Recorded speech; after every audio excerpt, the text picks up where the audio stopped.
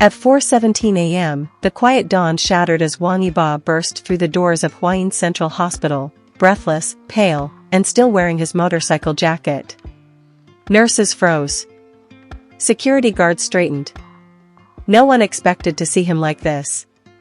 His voice cracked as he shouted, "Somebody help!" She collapsed, she wasn't breathing. The hospital snapped into motion instantly. Just 1 hour earlier, everything had been normal. Wang Yibo had wrapped up a late-night drama shoot and was heading home, exhausted and ready to sleep for a whole century. As he pulled off his gloves, his phone vibrated. A single message appeared from a contact he barely expected. "Yibo. I don't know who else to call." No explanation. Just a location. A location he recognized.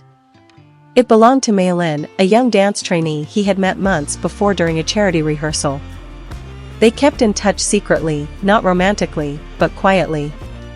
She admired him. He respected her. And even though they never labeled anything, there was a soft connection between them neither could deny.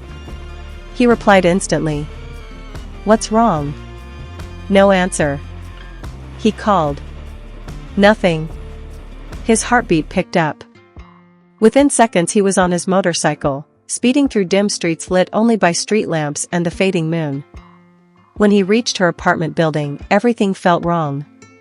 The hallway was too silent, the air too still. He knocked on her door. No reply. He knocked harder. Still nothing.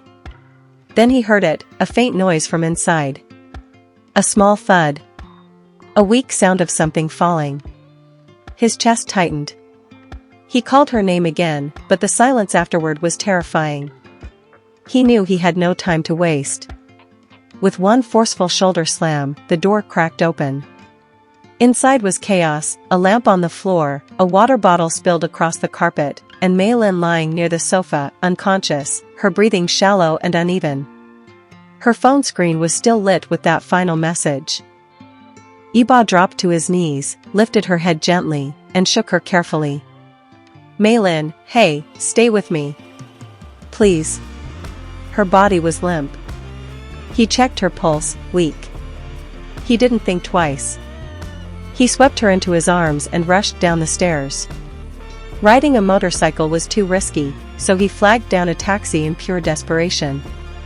"Hospital. Please, as fast as you can."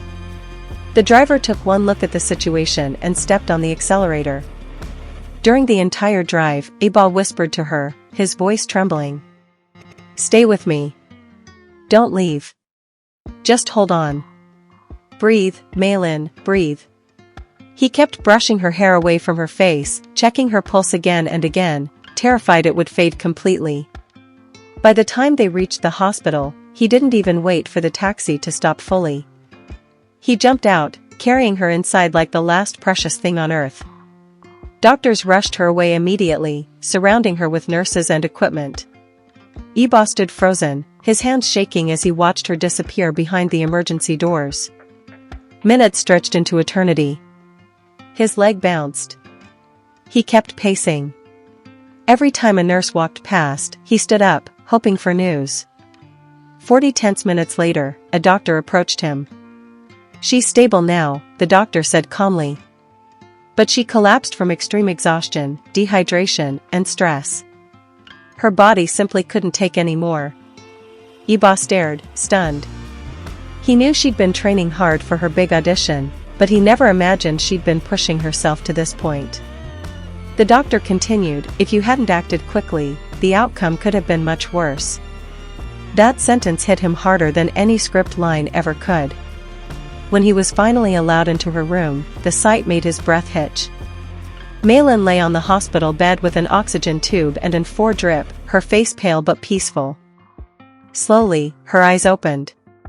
"Yibo," she whispered, her voice dry and weak. "I'm sorry. I didn't want to disturb you."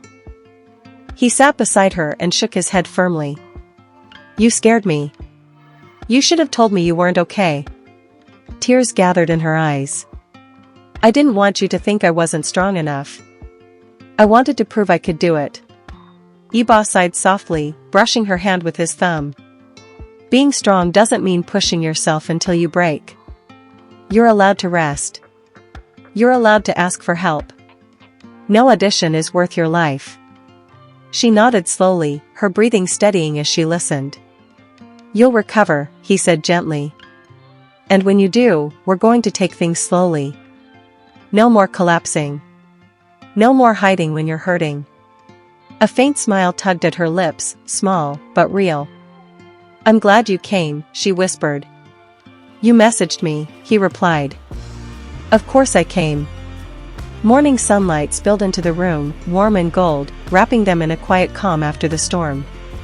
Yibo didn't move from his chair. He stayed beside her long after the sun rose, watching over her like someone who finally allowed his true feelings to show. He hadn't rushed to the hospital because it was the right thing to do. He rushed because he cared. Deeply. Quietly. More than he ever admitted aloud. And as the soft morning light washed over them, one truth became undeniable. Sometimes the scariest moments reveal the people we hold closest to our hearts. As the room settled into a calm silence, Meilin shifted slightly on the bed. Her voice was soft, fragile, but honest. Yibo, were you scared? He didn't try to hide it. I was terrified, he admitted. When I saw you on the floor, I thought. He stopped, swallowing the emotion tightening his throat. I thought I was too late. Meilin blinked slowly, tears gathering in her eyelashes. I didn't know who else to call, she whispered. Everyone else was asleep, Anne. I didn't want anyone to think I failed. You didn't fail, Yibo said firmly. You pushed yourself too hard. That's all. There's nothing weak about needing rest. She took a shaky breath, comforted by his steady presence. For a moment, neither of them spoke. The soft beeping of the heart monitor filled the quiet space, steady and reassuring. Yibo's eyes stayed on her, watching every small movement, making sure she was really okay. Meilin wiped at her eyes slowly. I thought if I worked hard enough, maybe my dream would come faster. Maybe I'd prove I deserved to stand on a stage someday. Yibo leaned forward, his voice calm but serious. Dreams don't come from destroying yourself. They come from balance, effort and rest. You can't dance if you're too weak to stand.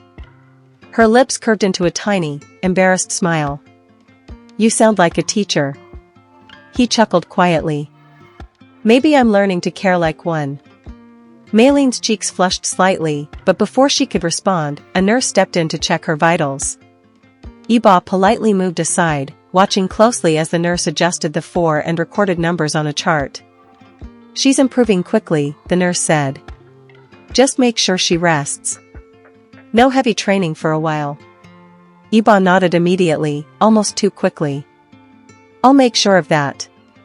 When the nurse left, Meilin turned her head toward him again. You don't have to stay with me, you know, she said softly.